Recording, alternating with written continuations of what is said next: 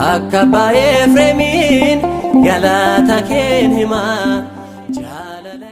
qulqullicha maqaa qulqullichaatiin kan fudhatu gadi qulqullicha raajicha maqaa raajichaatiin kan fudhatu gadi raajicha ilaala raajichi amantaa isaatiif gatii inni baase dadhabbii inni dadhabe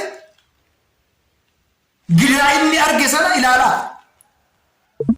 inni qulqulloonni wareegamtoonni dhiiga isaanii laasanii lafee isaanii caccabsanii hidhamanii beela'anii garafamanii rakkatanii mormi isaanii citee mana hidhaatti galanii akka midhaa'itti daakamanii rakkoo kana hin jedhamne hunduma irra qaqqabeetu qulqulloota ta'an. Nuti immoo yaadannoo isaanii taasisuudhaan waadaa isaanii kenname sana eeguudhaan Waaqayyo irraa eebba argata. Dhugumatti nuti carroomneerra. Isaan dadhabaniiru hedduu dadhabanitu immoo dadhabbii isaaniitiin fayyina arganne sababa dadhabuu isaaniitiin fayyina guddaa argachuu keenyadha. Maal jedha macaafni qulqulluu? Isaan dadhabanii isin immoo dadhabbii isaaniitiin seentanii እነሱ ደከሙ እናንተ ደግሞ በድካማቸው ገባችሁት ይላል። kana jechuun maa jechuudha? Hunda dursa warreen akkasii kana faana haasaanis deebinis hin barbaachisu. Hojiin isaanii hojii fokkisaa abboolii kan fakkaatan garuu gochaan isaanii abboolii kan hin taane akka wangeela Maatewos boqonnaa 7:14 irratti dubbatu gogaa hoolaa uffatanii warra sirriitti dhufan keessi isaanii yeeyyiiwwan buttoo warra ta'an irraati of eeggadhaa. Yeeyyiin gaafa ilaallu hoolaa fakkaattee rifeensa ishii kaasteetu gara hoolaatti siqti. Hoolaa ta'uu hin dandeessu. Kaayyoon ishii garuu hoolaa adda adda baastee dammaqsitee foon isaanii nyaachuudhaaf hojii kana raawwatti jecha.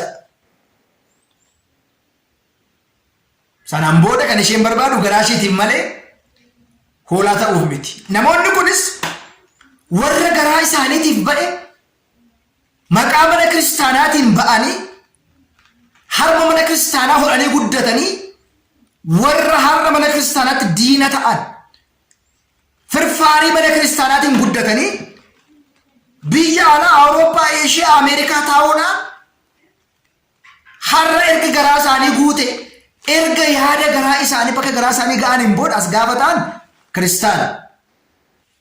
Itoophiyaa keessa gaafa jiran maaliif amma mana kiristaanaa keessaa baanii amma Ameerikaa, Awurooppaa sanaan booda qabisi abboolii harkisanii gaawolii abboolii harkisanii qoobii abboolii harkisanii mana kiristaanaa deebi'anii waraana. Kun bara dhumaa waan ta'eedhaaf raajiiwwan sobdoonni akkuma ka'an nu gidduus jiru. Nu gidduudhaa baanii garuu har'a lammii keenya yookiin immoo gosa keenya mitii jedha. Kana gaafa jennu otoo lammii keenya ta'anii nu faana itti fufuutiree jedha. Nu gidduudhaa baanii har'a garuu gartuu keenya miti gosa keenya miti jechuudhaan macaafni qulqulluu dubbata waan ta'eedhaaf namni oolee bubbuule waa baay'ee arga. Dhuguma isinitti himaa ergaan koo dhumaa raafamuun hin barbaachisu. Warra maraatu waliin maraachuun hin barbaachisu. Abbooliin dhugoonni fakkeenya isaanii maal dubbii isaaniitiin beekamu. Luboonni sirrii ta'an dubbii isaaniin beekamu. Adeemsa isaaniitiin beekamu. Hojii isaaniitiin beekamu. Warreen immoo akka namicha kanaa qoobii kana eessa markaatoo bitee haa ta'u iddoon fide hin beekamne garaa isaatiif jecha namni akkasii kuna warri akkasiiti warri eenyummaa isaaniis jijjiiran biyyaafis ofiifis hin taane egaa hodaachoo amlaakaachoo no waaqni isaanii garaa isaaniiti yaadni isaanii yaada biyya lafaatii jedhe. Warri kun warra wangeela beekanis miti. Warri kun warra wangeela baratanis miti. Kara deemaan waa sagan otoo seera mana kiristaanaa hin beekin otoo heera mana kiristaanaa hin beekin waa'ee wangeelaa ta'uu hin beekin ba'ee waa'ee qulqulloota waa'ee raajotaa dubbachuudhaaf dhugumatti haamleen isa hanqata. Warra akkasii warra haamleen hin qabne warra haamleen hin qabne ba'anii waa'ee qulqulloota haasa'uu hin danda'an. Waa'ee qulqulloota haasa'uudhaaf haamleen nama barbaachisa. Beekumsi nama barbaachisa. Dandeettiin nama barbaachisa. Kara deemaa waa sagan waan nama arge bututtoo ofitti guure mana kiristaanaa qulqulleetti dubroo maadamiin fannoo abaaruu ceepha'uu hin danda'u. Inni biraan uffanni keenya uffata keenya uffata kana lafa kaa'ee Subscribe to my channel. waan isa fakkaatu waan barbaade haasa'uu danda'a mirga isaati.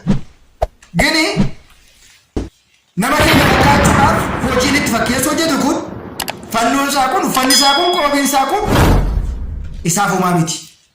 Kun warra kabaja qaban warra ulfina qaban warra waaqayyoon sodaatan warra wangeela beekan warra dhugaa jiru beekan malee warra akka garaadhaaf jedhanii qamadiidhaaf jedhanii kabaja isaanii gara salphinaatti ulfina isaaniitti gara salphinaatti jiran kana haasan akkasiin barbaachisu warreen akkasiirra of eeggadhaa.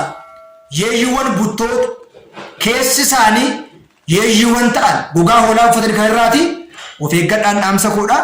Warreen akkasii baay'ataniiru baay'achaas jiru gara fuulduratti warra akkasii ifa baasne dhugaa jiru dubbachuun dirqama keenya ta'a.